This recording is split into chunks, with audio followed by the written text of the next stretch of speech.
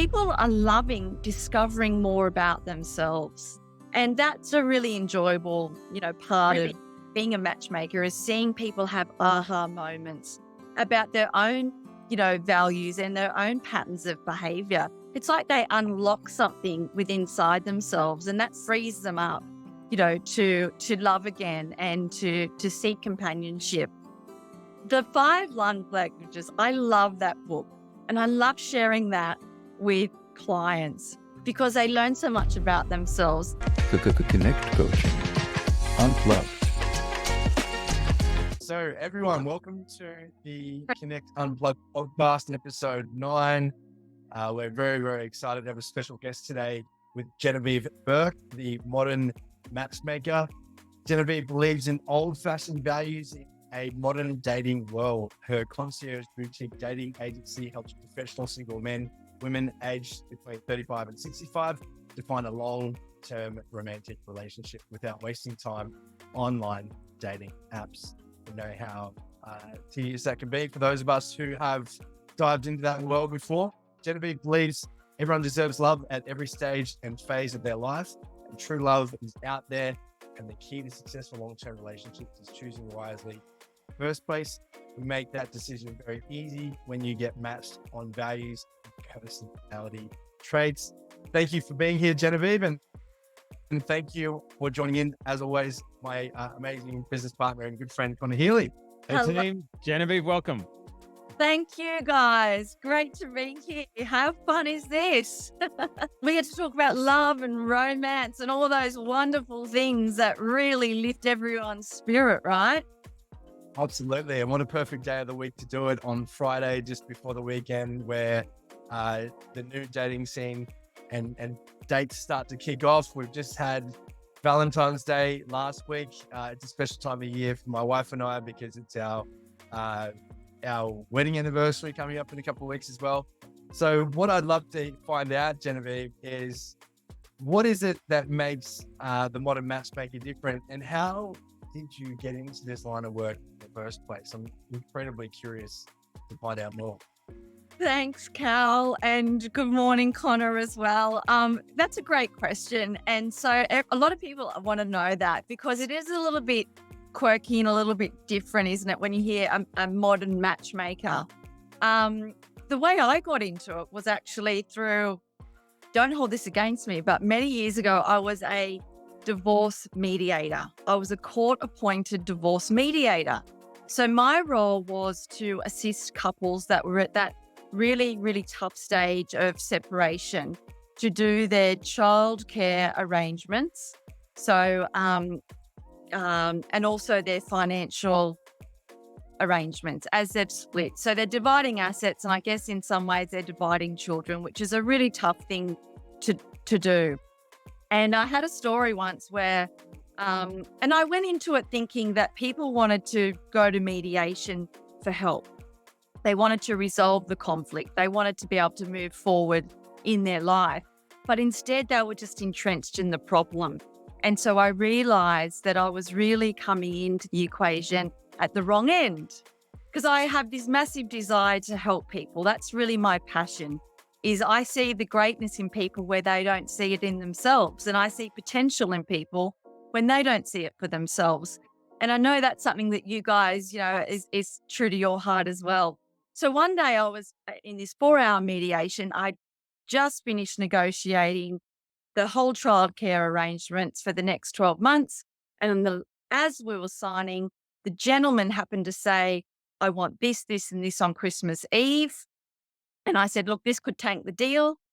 And he said, I want it anyway. I went into the other side because we had them in separate rooms. And when I came back in and had to say to the gentleman, I'm sorry, we can't get it across the line, he pulled his arm back and went to punch me, and his lawyer had to step in. So that's why I got out that mediation. Wow. And I went counseling for 10 years because I do love helping people. I do like bringing out the best in people. I like lighting people up. And then that led into most of the counseling sessions ended up about relationship problems. And then I kind of worked out that maybe if they were choosing better choice in the first, that maybe some of these problems wouldn't be happening. So that's what led me into the modern matchmaker. I went from a mediator to a matchmaker. Yeah, interesting because many years ago, now I dabbled in the the online dating space for a wee time before I met my now wife, and I have to tell you, I was living in Bondi at the time. It is actual like zoo in there. It can be such as assessed. It's horrible, and it's just not a really fun place to be. I I would love to know a little bit more about some of the things that you're seeing, people wanting to move away from that space, why they're moving away, what they're finding issue with, how it's become a problem for them, and what the Matchmaker does differently that solves a lot of those problems. Yeah, so it's really interesting, Cal, because as we started with the mediation, we know that divorce rate is going up, right? So there was a demand for people seeking new relationships, because as one ends and people heal, they are searching for something more. And I guess we target more that 35 to 65, because I guess sometimes they've already had their first relationship, maybe had some children, first relationship, and they're looking for, after some time of healing, they're looking for a long-term relationship. They know what it feels like to be loved and in a secure partnership.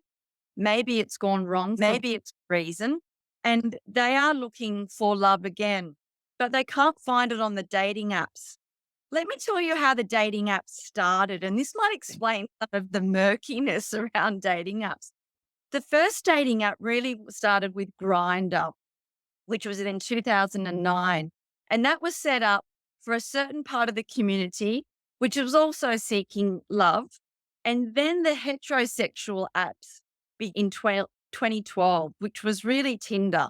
And maybe in the first instance, when the dating app started, they started for a genuine reason. They started with people looking for connection and love. Love and connection is one of our most basic needs that we have. So that's fair enough, isn't it? Right. Yeah. But what happened was the pool over the years got murkier and murkier and murkier, and murkier.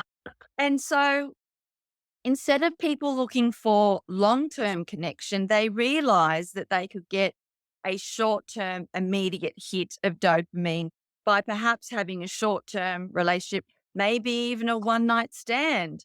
And so as that culture entered into and was accepted by the dating apps, that then became the norm. And that's why dating apps are so abhorrent to me, because people need more than a one night stand to feel really treasured and cherished and loved. And so where do they go? Because the pools now become so murky, where do they go? They go into a pond that's nice and clear and calm, with swans swimming along the surface. You clean. And it's a private pond. And that's what the modern matchmaker really is. It's a clean, private pond with like-minded people. Or you go out into the murky ocean and you see all sorts of sharks and jellyfish and stingers and stingrays, or you come into the clear pond. That's the best way I can describe it. I really enjoy metaphors, as you know, and really like the way that you described that. You is this because of the increase in separations at the more mature age level? Is that sort of what's opened up this market? And what do you think? I mean, it's been speculated for many reasons, but why do you think there is such an increase in separations? I guess maybe divorces, but a lot of de facto relationships as well, long-term de facto relationships. Why do you think, what's causing that separation in today's society? Yeah, great, Cash, and thanks, Connor. I think it's got to do with a whole heap of socio-economic factors. I don't think it attributes to just one thing. I think we've got a blurring of gender roles inside a relationship. We've got women that are highly educated now and going out and really conquering and smashing that glass ceiling. We've got women that are independent and clever and perhaps charging through their career, but maybe delaying having children. And so then we've got masculine women and we've got men that are emasculated at times. There's a whole number of factors. But can I tell you an interesting story about a lady that came to me, and she was in her 40s and said, I've got a career, I've got this, I've got great friends, I've got great family, I've got a great social life. I love my life. I've just got one thing that is missing, and that is true love. And so I guess they get to a certain point in their life where they do feel that they've ticked a lot of boxes, but they don't have love. And so what is love? What is life if you can't share it with someone that you really love? Interesting. I've often, because we only have 24 hours in the day and we have to fit everything in, with the person you just described there, how can they fit that in? Because it's a full schedule. So how could they fit a relationship in around that? Well, I guess they've got their success. They've mastered certain elements of their lives. And so instead of wasting time on dating apps, because they literally don't have the time and they have the inclination or the patience. There's another funny story that when the dating apps really became murky, I heard a story that a guy in Hong Kong had invented a little device that had a rubber tip, kind of like a mouse wheel spinning, but it had a rubber tip. And so you could just press on and it would automatically say, yes, swipe. It would just automatically touch your computer. That's like the guy who sits in the pokie machine with the ripped up beer coaster in the button. In the button. So the modern matchmaker does that work for you. That's how you can save time. If you don't have time, just outsource it, to the modern matchmaking, because what we do is we go and meet everyone in person. We have a set of standard, beautifully crafted questions that are more focused on, we want to understand your lifestyle and values. We want to understand your personality type and your preferences in a partner. And because we meet everyone face to face, everyone is certified and verified. And we take a photo of the person on the day so that No surprises. you're guaranteed that the person that you're matched with is actually going to be, the same as the photo. When you meet them in real life for the very first time, we've already met them. So they're not a stranger to us. I know that they may be a stranger to you on that very first date, but we also give advice on how to overcome first date jitters, and which is completely normal. So the answer to your question about how do they find the time, they outsource it to us. We do all that groundwork behind the scenes in a very confidential, private way. Nice. Love the proactiveness on this. You mentioned sorry, Calum, all these questions are now coming up. You mentioned you look at their values, you have a photo, you take a photo of them, you meet them face to face, and you touched on almost coaching them through first date jitters. I mean, I would imagine the market for the modern matchmaker are more emotionally and mentally and mature in their life, and they've probably been or have come out of a long relationship recently, potentially. So do you coach on how to date again? Because maybe it's been, 10 years since they went on a date with a new person. Could you unpack the first date jitters, and are there other layers of your service? Sure. Exactly, Connor. We have men in particular that have been married for, say, 25 years to the one. And that's a beautiful thing until it's not so beautiful for them. And so with some scars and some wounds. And sometimes these men are in their 55 sort of era, and sometimes they say, I'm looking for a girl that's, late 30s. And people find that odd. 55 year old, 40-year-old or 38-year-old woman. But can I just shed some light on why that happens? Because I think that's really important about, does age matter? What the man's really saying is, I'm so hurt, I'm so burnt, I'm so scarred by what happened in my marriage, because I was probably married to a lady that was similar age. Maybe they were high school sweethearts. That's quite a common scenario. And that really what they're saying is they don't want anyone that resembles their wife because they could get triggered. So they're actually opting for the other end of the age scale. And when we really talk to them and coach them through that, we uncover that they just don't want to be triggered by anything that resembles. Interesting. So, yeah. So once we help them unpack their baggage and help them really release any negative, emotions that they have towards love and dating, we find that we can match them with someone that's more suitable, and we can sort of guide them into that age range that's more suitable. Because let's be honest, you've got a 55-year-old guy, 38-year-old woman, she's probably going to want her own children, and she's going to become a stepmom before she's her own, natural birth mother.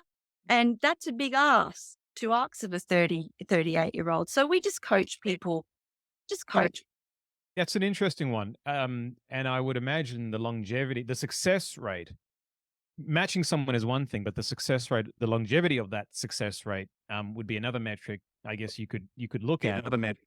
And by helping people leave their baggage in the past before they walk into the new relationship, I guess unconsciously they're not searching for all those triggers, as you said, scanning using their reticular activator system, scanning. Is this person going to do this? Is this person going to do that? Because it's all left at the door before they even walk in. So I think that's an incredible step forward, and what a service to provide if someone really is looking for that long-term relationship and that lifelong relationship. Exactly. And I think that gets revealed through our questionnaire that we've really taken some time to put together. So we draw on some psychology, some behavior, NLP, a lot of counseling in my experience. And I guess back to being the mediator and seeing why relationships break down. And let's fix that at the front end, instead of back end, let's fix it up front. And people don't understand that really it comes down to there's 4 different personality types that we base our assessment on. And people say, well, there's more than 4 different personality types in the world. That is true. But it comes down to 4 core personality types, and it's the way they get blended. We tend to be a primary and a secondary personality type. And I just have a little demonstration. I was thinking colors. Yeah. I'm going to say that just really quickly, yellow represents the popular sunshine type of personality. They're bubbly, cheerful, optimistic. The red represents the CEOs, the ones that are on fire, the ones that are really driven, can be a little bit bossy at times, might I say. The blue people are the analytics. They love the blue people.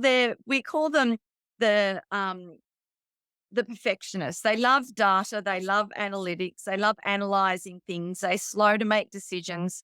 They carefully make decisions. The green people are the peacemakers. They like to go with the flow, and they like to not be in conflict. They don't really like making decisions. They're happy to go along.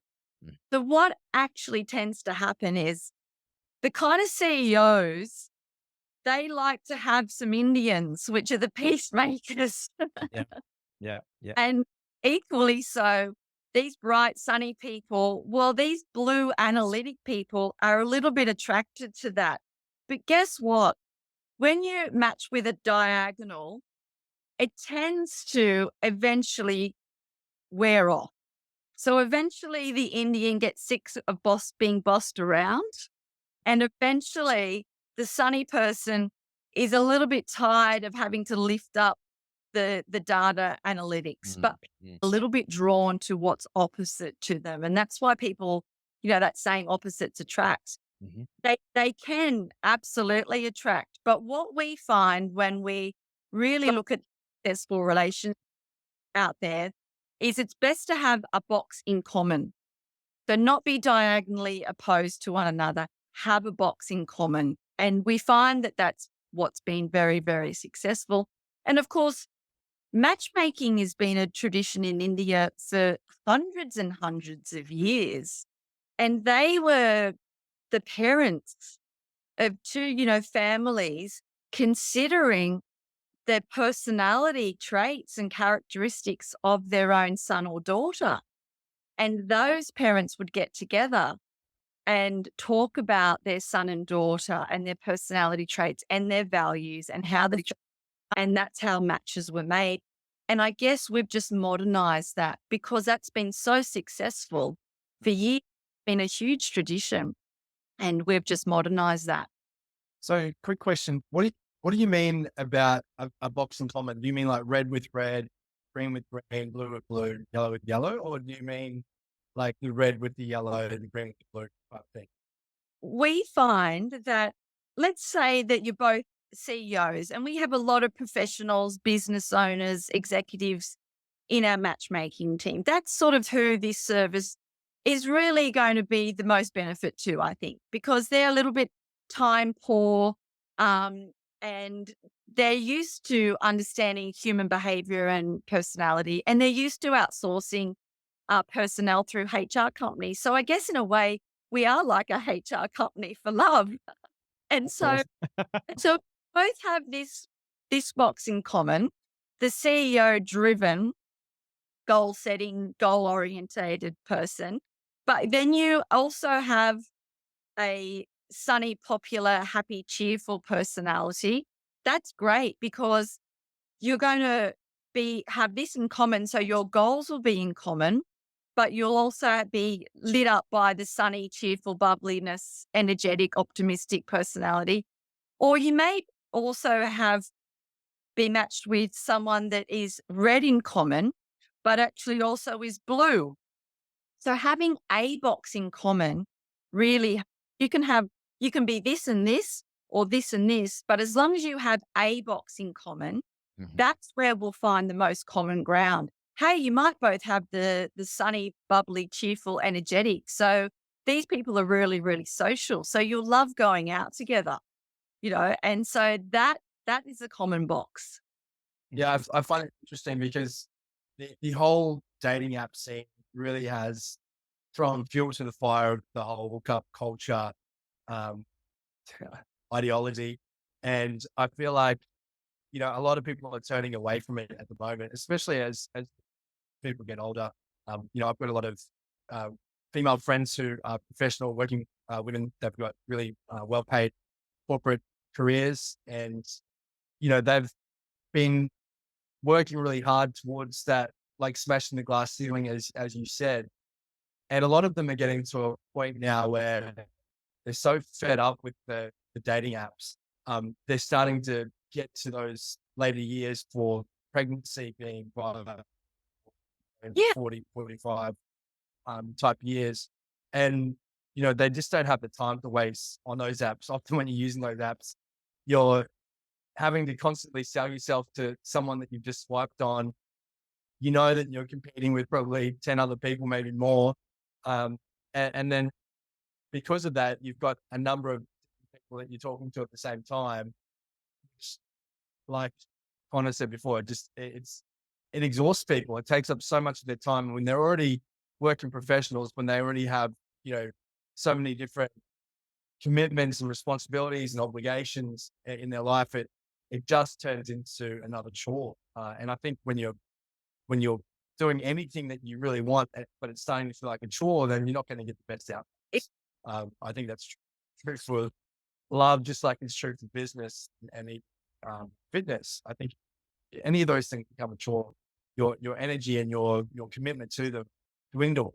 So I think that what I'm seeing with what you're doing, you're basically taking a lot of the hard work out of it for people. You're showing them that you're able to not only find out, first of all, if someone's viable from a personality standpoint, but also, demographic, also age, all those sorts of things.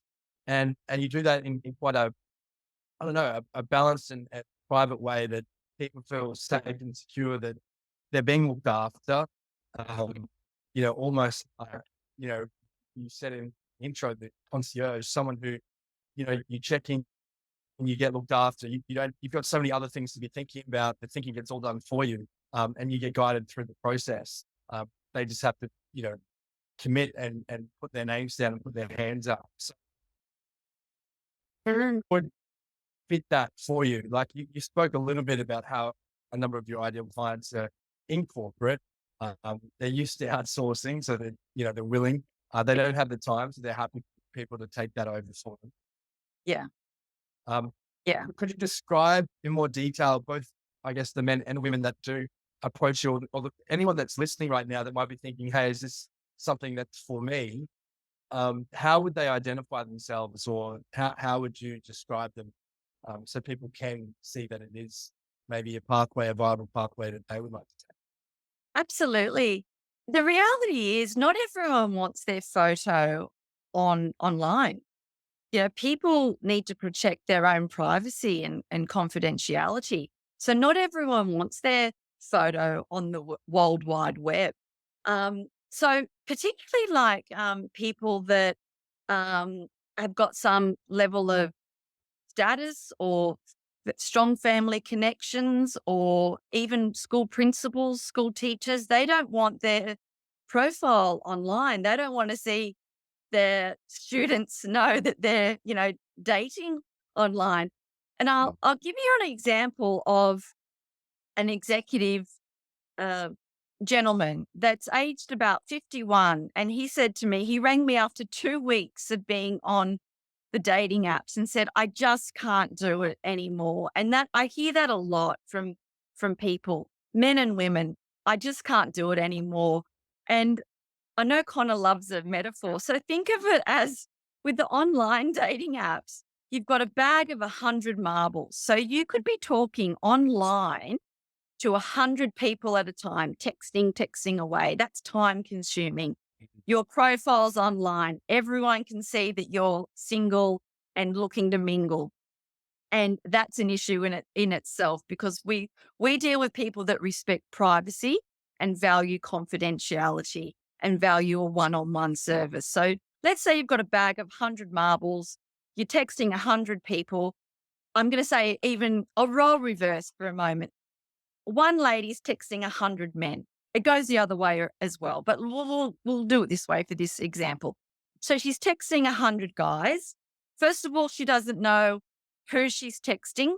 She's got a photo of a man holding a fish. She's got a photo of a guy in a group of 10 guys. So she's meant to just guess which one it is.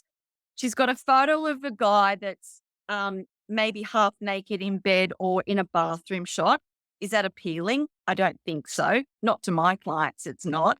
Out of those 100 people, let's say 50 even bothered to respond and write back. So now we've got 50 marbles in the bag. Out of that 50, let's say 25 more drop off because they start to realize that this lady's quite serious and is looking for a proper relationship. So now we're down to texting 25 people. Over the course of that 2 weeks, that withers down to another 7 once they find out that you really do want a serious long-term relationship, that you're not interested in a one-night stand. Let's say now you're texting 5 people, and out of the 5, maybe 2 agree to have a date with you. So you've gone through that whole bag of 100 marbles to get 2 people that actually want to go on a date with you. You set up 2 dates, 1 no-shows, and 1 turns up, and it turns out that the photo that you saw that you thought you were talking to was a photo of his brother who was 10 years younger. Sounds like employing someone. This is exactly the story I went through, hiring people. We deal with people that don't want to have that experience or have had that experience and have really quickly worked out that's just simply not for them. because also those questions online are not based on values, lifestyle, family. They're not getting asked the same type of questions. They're getting matched based on whether they like 10-pin bowling or not. Hey guys, Calum and Connor here from Connect Coaching. I hope you're enjoying this episode of the Unplugged Podcast. We're jumping in to let you know about something really exciting, the Forever Client Matrix. Absolutely. What we love doing is lighting people up and having them realize that their future is bright and, most importantly, making a difference in this world. So we are very excited to be able to share this with you. If you want to turn every prospect into a Forever Client, then please click on the link below in the description and get instant access now to your preview of the Forever Client Matrix. Enjoy. Yeah. Our people are emotionally intelligent, emotionally aware. They're conscious that the most precious resource they have is time. And so they outsource it to us. We go through the bag of 100 marbles for them, and we offer you a match, one match at a time. So you're not dating multiple people at a time. You're not competing with anyone else. You're just focusing on finding compatibility and common ground with your match. There's no time pressure. And we encourage people to not just go on one date, because people make really snap decisions, on one date. They go out with a person and they say to me, there was no chemistry. Well, chemistry takes time. Chemistry is built not on looks, because we all know that good looks fade, but a good heart doesn't. And so we encourage our people, and because they are emotionally aware, they understand that it takes 2 to 3 dates to really get the nerves out and really start to ask some really, interesting questions. Questions.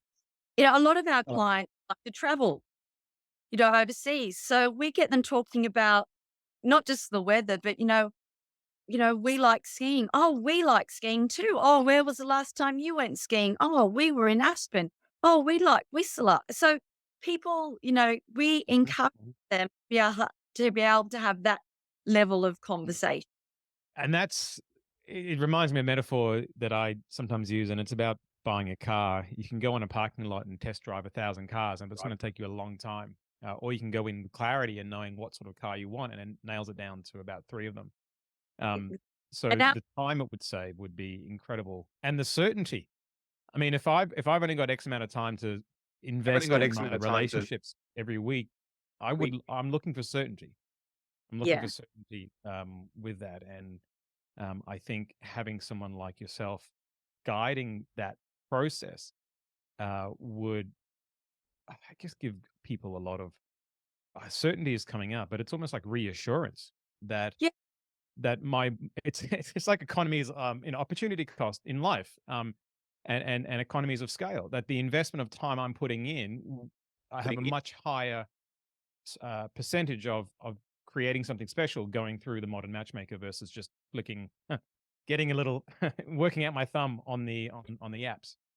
And the other great thing is all businesses thrive on feedback, right? So our business is the same. We thrive on feedback. So it's not like you just get matched and you're left alone. We don't work like that. We thrive on feedback. So after each date, where we've set someone up based on their values and lifestyle and family, we follow up with a, phone call update. We want to know how it went, what you liked, what you didn't like from both parties. See, that's incredible, because when you are dating and you go on the first date or the second date, there is that level of uncertainty. Did it go well? Did I like it? And you start to question, because it's new territory. You start to question your navigation through that. So I guess being able to externally process it with someone who's non-biased, because when you externally process to your friends, they're 100% on your side. And if you say something remotely, that you maybe weren't 100% happy with, they often won't sort of get you to look on the other side. They'll just back what you're saying, and then that will compound in your head with that thought or feeling regarding that person. So I think that's a great idea, having that. And friends are great. We love friends. I love my friends. They're the best. But friends sometimes, can be very empathetic and very, pat you on the shoulder. It's going to be okay. But really, sometimes our friends don't necessarily push us out of our comfort zone. Yeah, I agree. And dating, let's be honest, everyone's their comfort zone in the beginning. So we want to be like a friend, but an unbiased, neutral friend that wants to empower you. Like I said, I love lighting people up. I love seeing the greatness. And sometimes when I'm interviewing people, I just instantly know, oh, Lucy would be great for Adam. I can just sense it because of the way they're saying. And our questions are designed that we go deeper and deeper, very deep, sort of style questions. And then we really want people to start thinking about their top values in a relationship. And once we understand that, that's how we can match people. I guess there's no accountability otherwise, on the online space. Who do you talk to if you've had a rough time? Well, in the modern matchmaking, you talk to us, and then we are able to give that feedback back to each party. And we're supporting you and encouraging you to not make quick decisions, to let love is a process. It's not a catalog. I love that you use the values levels, matching people and helping people understand, because I feel like at a very deep core level, values is everything. My wife and I often speak about our personal values and our values within our relationship. It's a great way to be aligned. It's a great way to set a framework for communication when things are challenging or there are difficult circumstances that you need to navigate. Checking back in with, are we still aligned with these values? Are we making decisions based on what's important, what we're most motivated by?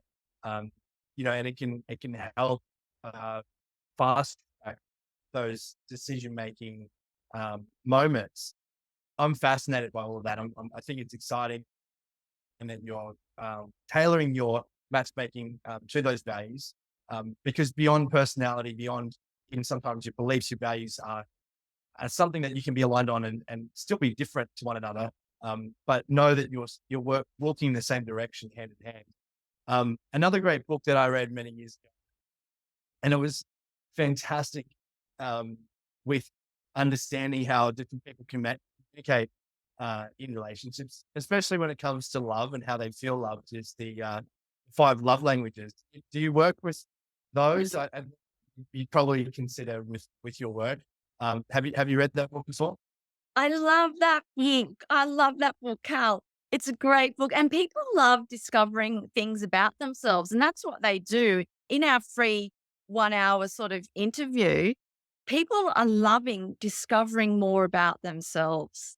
And that's a really enjoyable, part of being a matchmaker, is seeing people have aha moments about their own, values and their own patterns of behavior. It's like they unlock something within inside themselves, and that frees them up, to love again and to seek companionship. The 5 love languages, I love that book, and I love sharing that with clients because they learn so much about themselves. That book to me is based on these five topics or 5 areas where we feel that we're being loved. And so when I ask our clients, do you know your love language? And we explain that the 5 languages are, first of all, there's words of affirmation. So that's compliments and, gee, you look good and I like that on you, or you did that well. So there's words of affirmation.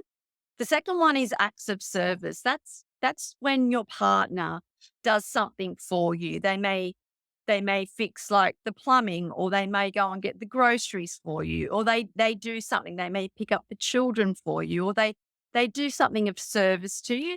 So we've got words of affirmation, acts of service. The third one is receiving gifts.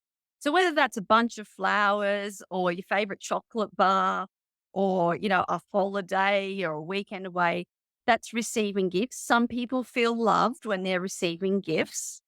Some people feel loved when they get quality time. That's the 4th one in the 5 love languages, is quality time. So being together, whether it's laying on the lounge watching a movie, whether it's walking on the beach, whether it's going away for a weekend, quality time. Some people feel loved when they feel that they've had quality time with their partner. And the fifth love language is physical touch. Some people feel loved when they're getting a cuddle, having physical touch, holding hands, just that touch. That's what they feel that's how they experience love. And once people understand what their love language is, words of affirmations, receiving gifts, acts of service, quality time, or physical touch, they start to be able to communicate that to their partner more. So let's say their partner's buying them gifts, a bunch of flowers, every Friday. It's a lovely time, lovely, lovely day of the week to get some flowers ready for the weekend, brighten up the house. And But as a spouse who loves gifts, flowers today. this could be a hint to the gentleman out there. But let's say that her actual love language is words of affirmation. So he's buying her flowers every week. And whilst that's beautiful, but if she just feels loved by a compliment like, gee, you look nice in that, babe, or that really suits you, or I really like that. Gee, you did that well. I liked how you spoke to the kids and I like how you did that. When people unlock their love language, they feel more loved. And so that's really important. Can I ask you, Cal, since you brought this up, What's mine? I was, as you were saying that, I was, because it's been a little while since I read that book, so I feel like I've maybe changed a little bit over time. But I've never been somebody like someone gives me a gift, even if it's my parents or even if it's my partner, anyone. The only person that can give me a gift that I love is literally my daughters. If my daughters have created something for me and they make it special for me, that's the only time that I'm like, wow, I really feel loved by that. Gifts, otherwise, I'd rather buy them for myself. I feel like whenever I've gotten gifts, even from when I was really young, it just felt like, it was slightly the wrong thing. So it probably frustrates me more than it. So that one's definitely out there. Words of affirmation, kind of, quality time for sure. But I think it's definitely the touch one, like when you are together and there is that, intimacy through Yeah. touch. Definitely one that I love. So it's probably a blend, like quality time, and that one. What was the other one I missed? There was one more. So it wasn't gifts, wasn't acts of service. service. Yeah. Kind of nice, but I think I lean probably more towards quality time and the affection for sure. So how helpful is that to know, right? Like, how helpful is that to know, one, how you feel loved, and two, that's incredible. Because often from my experience, my understanding, talking to other people about this book, because I know quite a lot of people that have read this book, they did a follow-on book, which is it's your love languages at work or something like that. And I read it because from a leadership standpoint, how to give people what they need within your organization to make them feel better or to make them feel appreciated. I think it might be the 5 appreciation languages at work. But it's interesting because what I find people often do is they do their own love languages on other people. And think that they're doing it in a way that is being well received. And it wasn't until I read this book, I was like, oh, wait a second. Like there's different ways. And of course there is, right? There's different ways that we talk about, we're all from NLP backgrounds. When we're talking about NLP, the way that we think about things in our mind, we could do it visually, we could do it auditorily, we could do it kinesthetically, olfactory, gustatory. There's all these different, auditory, digital. There's all these different ways that we represent images in our mind. So why wouldn't there be different ways that we experience the feeling of love? But yeah, often we favor the REM systems, or we favor the love languages, or we favor the values, building upon what we were talking about before, that we have ourselves. And I think that it's beautiful what you're doing, because it really adds an element of self-awareness to the whole relationship piece, whereby understand that your ways of filtering your experience, your ways of communicating love, and ways of communicating with one another are very, very different. And it gives you a level of flexibility and understanding by knowing the way that the other person filters their experience. And by doing that, you can complement each other's ways of experiencing reality and ways of experiencing love. And I think that just solidifies and strengthens the relationship from a very first moments of that. So in fact, you're not just matchmaking people. You're actually, it's like what we do with businesses, what Connor and I do for people who have coaching and training businesses.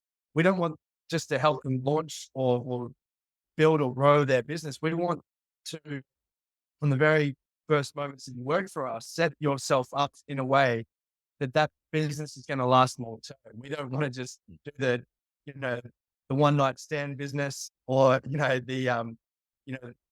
the hookup culture business. We want people to be in that business for a long term, have a great relationship where they're showing their business and their clients, that connection. And that's where we got coaching from, that connection over a long period of time so that you can build forever clients and forever business.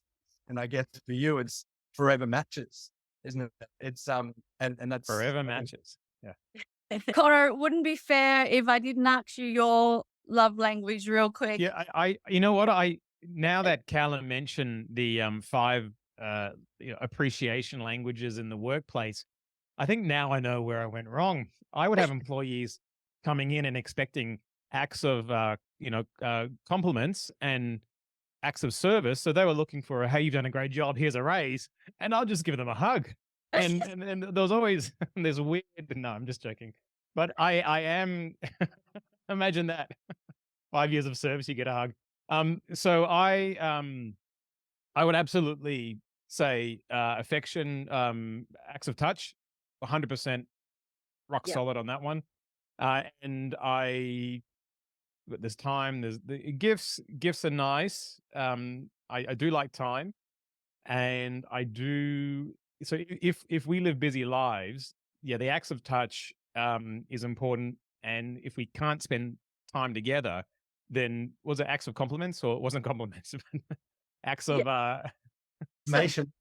Yes, acts of service or words of compliment, or affirmation. Yeah, it would definitely be touch and affirmations. I mean, in the ideal world, we can spend as much time as we can with our partner and our family without interruption. So in lieu of that, definitely the touch and affirmation. Yeah, and sometimes if your partner's having a rough day, just a little tap on the shoulder. Hey, I'm here for you. Can you just a simple touch is something that can just really reset the nervous system and rebond you and connect you. And that's what, it's a basic human need is connection. We know that loneliness is one of the, biggest leaders to depression, and that causes all sorts of problems. So that people deserve to be loved at any age, at any stage in their life. Yeah. Recently, I met a lady that's 69 and she has been widowed for 4 years. And she said to me, I'm energetic, I'm active, I go bushwalking, I love traveling. Who do I do this with? I'm lonely. And does she not deserve love again? She's got a lot of life to live yet. And so, yes, she does. That there's a lid for every pot, shall we say. Yes. I like that analogy. Yeah. So what is, in your experience, out of the love languages, are there predominant ones? Are there ones that sort of stand out more? And is it sort of gender specific or? That's the beauty of it. It's not really. It's just a matter of knowing what your love language is and being able to express that to your partner. So like you said, they love you in the way that you feel loved. So for me, it's quality time. If someone can, spend the time with me and, I've got 2 beautiful adult children, I love spending time with them. We love doing fun things together. And that's what life is all about, isn't it? Because when you feel loved, you feel joy, and that's really one of the highest, emotions that we can experience is love and joy for one another. Amanda, my beautiful wife, and she read the book many years ago and she introduced it to me about 10 years ago. And she is time, 100% time. Yeah. And I I'll bring her gifts and she's like, oh, that's nice. I'm like, Thank you, honey. but it is time. So I fully appreciate the time, and that's it takes work because it's not your natural. It's not my natural. work because it's go to. So I have to work at that in order to do my best to fill that love language of Amanda's. Yeah, and I think we reinterpret time as we must be a priority. You know, Yes. we want a priority, we want to feel important to you. We know that, business owners and executives and everyone for that matter are really busy. But when you actually put the time into something, it tells us that it's important to you. So I guess with the modern matchmaker, we put the time into finding the matches so that you have more time just to date and increase the love and the joy and the romance in your life. Good. Tell us a little bit about how people can connect with you, how they can, how can they find out if they meet the criteria that you're looking for, that your match is looking for? How do they get in contact with you? And what's the process? Because I guess some people are probably out there going, oh, this sounds like something that would be perfect for me, but I'm a little bit apprehensive because, how does this process work? There's a lot of unknowns for me. Maybe people have a little bit of an issue being vulnerable in that way, or, they're a little bit standoffish. Sure. Process for someone, say, a good friend of mine who's looking for love, is ready to start a long-term serious relationship. Maybe let's start with the guys first. So it's a guy friend of mine. What would they need to know about themselves? What would they expect to have happen? And how do they get involved? Yeah, great. Thanks, Cal. The first thing is that they would need to understand that we're the opposite to online dating in every way. So we're not public. We're not on the web. Your profile isn't exposed to anyone. It's a very discreet, confidential, private process. And really, no one would know that you've even contacted the modern matchmaker other than us. So the way to do that is we do have a website, which is www.themodernmatchmaker.com.au. So that's our website, and it tells us, why we do what we do and how we do it and what the process is. So you could get in contact with us on the website, and you could find out a fair bit of information there. You could also phone us, you could email us, and you could get in contact through Facebook Messenger or LinkedIn. A lot of our clients are on LinkedIn and are finding us that way. How would you know that this would be a service for you? If you're a person that is seeking a true long-term relationship and that you value your time and you value being compatible with someone based on personality, their values and their family lifestyle, they're the type of people. We tend to work with business owners, managers, executives, people that want to outsource the dating game to us, people that respect their privacy, people that respect confidentiality, and people that respect their time. Nice one. So modernmatchmaker.com.au. That's us. The modern matchmaker or modern? We are let's think of us as the modern matchmaker. Awesome. And do you cater to everyone Australia-wide? Is it national? Is it mainly focused in a particular area? At the moment, we're looking at New South Wales, particularly in the Newcastle, Greater Hunter region. We're actually finding that people from like farms in Wagga, are looking for partnership and connection. We're finding that people know someone that's single. They're either single or they know someone that's single. We're actually finding like 30-year-old children are dobbing in their mum or dad and helping. So we'll have some promotions coming up around Mother's Day. What better gift to give mum, instead of the chrysanthemums, actually saying, Mum, here's this perfect, modern matchmaking service. We want you to find love. And in fact, that happened to me with my own children. We were at Byron Bay on our little annual holiday and we go out for dinner and often there was just the three of us, Molly, Jackson and myself. And one night my children said, Mum, be nice if there was someone else. And I thought they meant that they wanted to bring a friend. And I said, oh, yeah, well, Molly, you had a friend come on the holiday last time, so it's Jackson's turn. And they actually said to me, no, Mum, we actually mean for you. And I thought, that's really sweet. So, your children want to see you happy too. My children are adults and they understand that, love makes the world go round. And so you'd be surprised that your children want to see you happy as well. That's interesting. I had never really considered matchmaking under the umbrella of, cooking classes, fast car rides, and then matchmaking um, as a gift. Brilliant Yeah. idea, Yeah. especially for Mother and Father Day and Yeah. Christmas and birthdays. Actually, that's a whole new way to look at it, Genevieve. Yeah. Yeah. Children want their parents to be happy Mm. as well. And so the process is discreetly. No one would even know that you've contacted the modern matchmaker through our email, through our website, or our phone number, which is, if anyone's got a pen and paper and wants to, jot it down real quick.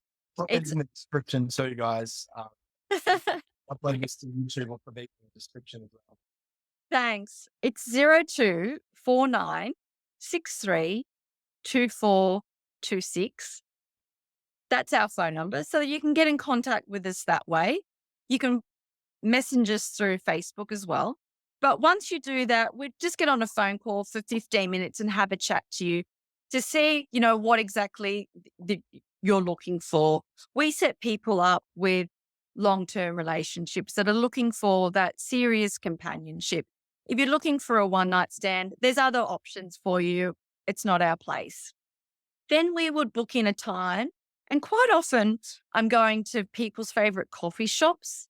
So it's a very comfortable, easy conversation. And we sit down for about 45 minutes and we go through the same list of questions. And why that's important is everyone goes through the exact same set of questions. So it's an even playing field. So we have all the same information on every person. And we do take a photo of them on the day so that we know it's accurate and current and it's not their brother or their younger sister. So that's important. And then we simply go back into the database, fill out your profile, and we'll show you a one-page summary of what we've discussed. And then we'll use that to send out to other people in our database. So the only person that's going to know is the person that we match you with. And we work with you for 12 months. So it's not a one-hit wonder. It's not a one shot at this, one chance at success. This is a 12-month process because the pool of people coming in and out and are dating is constantly changing all the time. So we encourage you to go on 2 different dates with someone and really start to explore that common ground, that compatibility, that whether you're in sync with your personalities and your family and your values. And then we want your feedback. We really need to get the feedback from you about how that's gone. And we want to give you some dating coaching. We want to give you some dating tips. We want to tell you about, 30 most romantic dates to go on in New South Wales. You'd be surprised that there's some really beautiful experiences that you may have not done. And we want to make you feel invigorated, alive again, energetic. We want you to have that zest for love and happiness and joy again. Everyone deserves that. It lights our soul up. Yeah, I think this is so neat.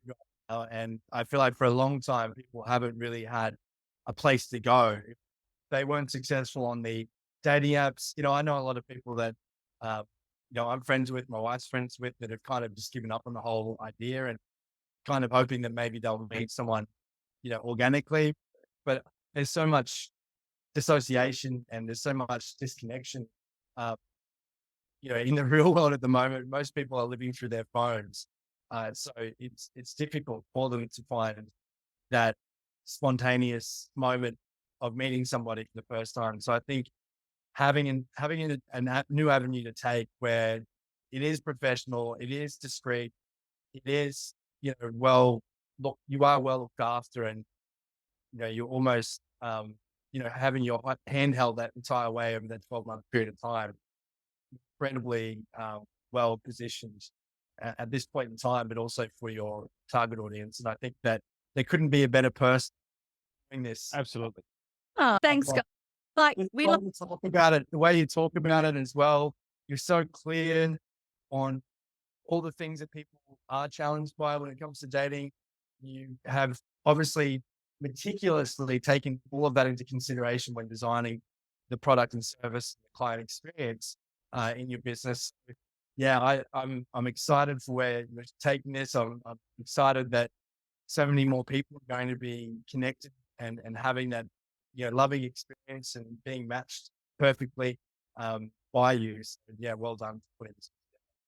Thank you. We just treat every one of our clients like a VIP member and offer them not just the chance to find love again, but we offer them that loving support, accountability, and coaching advice the entire way through the entire 12 months. We're there to hold their hand, and we enjoy doing that. We get to know our clients on a very, very personal level. They share some really deep, information, meaningful conversations we have with our clients. And, we get connected to them too. Our mission is to help them during that 12-month VIP experience, to really find someone that's really going to, light them up again and fill their heart with joy and love. Excellent. Well, thank you for being here. Thank you.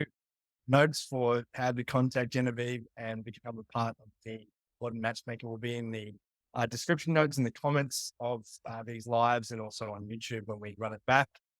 Thank you so much for being here, Genevieve. I think we'll probably get you back at some point to get some updates on how everything's going. Yeah, looking forward to watching your soar. I love all the stuff that you're putting out on social media. So where can people follow you on social media? Is it Facebook, Instagram? You said LinkedIn as well. Yep. How about just a few of those details for people to follow along? Yeah, all the regular platforms. We're on Facebook, we're on Instagram, we're on LinkedIn. Look for your Genevieve Burke or the Modern Matchmaker. We are the Modern Matchmaker. Yeah. Excellent. That pretty much wraps up Unplugged episode number 9.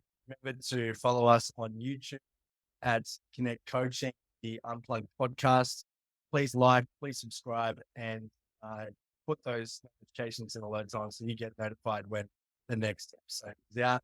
Thank you, everyone. I hope you enjoyed today's episode with Genevieve Burke.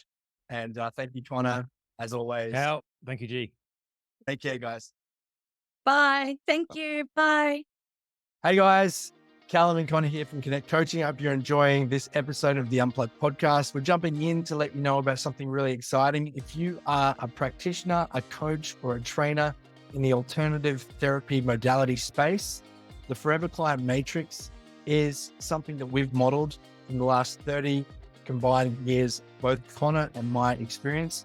And we've turned it into a 2-day intensive, and we want to give you a preview of that Forever Client Matrix. Absolutely. We want to make the bar for them to enter into that program very, very low and have them get incredible results. I've sold about $40 million worth, and together we've sold about $100 million worth with our teams. That's right. We believe that trust and reliability is the currency of the future. So if you want to turn every transaction to a transformational experience, if you want to turn every prospect into a forever client, then please click on the link below in the description and get instant access now to your preview of the Forever Client Matrix. Enjoy.